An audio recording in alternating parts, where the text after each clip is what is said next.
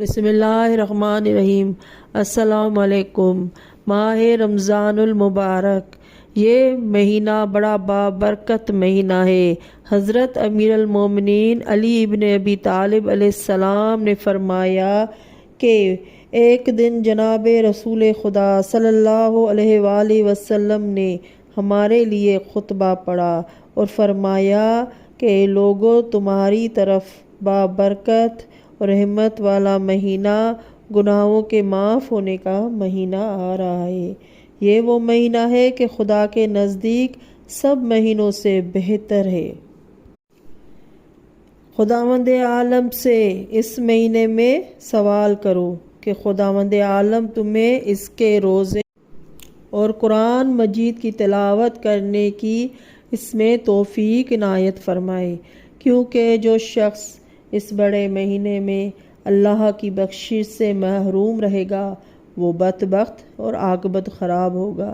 اور اس کی بھوک اور پیاس سے قیامت کی بھوک اور پیاس کو یاد کرو، اپنے مساکین اور فقراء کو صدقہ دو، اپنے بوڑھوں کی تعظیم اور چھوٹوں پر رحم اور رشتہ داروں پر مہربانی کرو، اپنی زبان کو ان چیزوں سے جو نہیں کہنی چاہیے محفوظ رکھو، اور اپنی نگاہوں کو جن کا دیکھنا تمہارے لیے حلال نہیں بند کرو، اور جن چیزوں کا تمہارے لیے سننا حلال نہیں اپنے کانوں کو اس سے بچاؤ، اور لوگوں کے یتیموں پر رحم کرو تاکہ لوگ تمہارے یتیموں پر رحم کرے۔ اپنے گناہوں سے توبہ کر کے اللہ کی طرف توجہ کرو، اور نمازوں کے وقت میں اپنے ہاتھوں کو دعا کے لیے بلند کرو، کیونکہ نماز کا وقت بہترین وقت ہے۔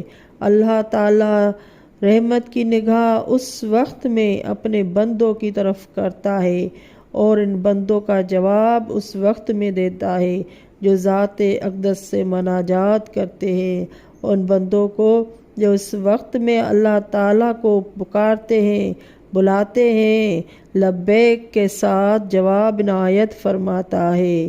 لہذا یہ مہینہ وہ مہینہ ہے جس کی عبادت کا ثواب 1000 مہینوں کی عبادت سے افضل ہے۔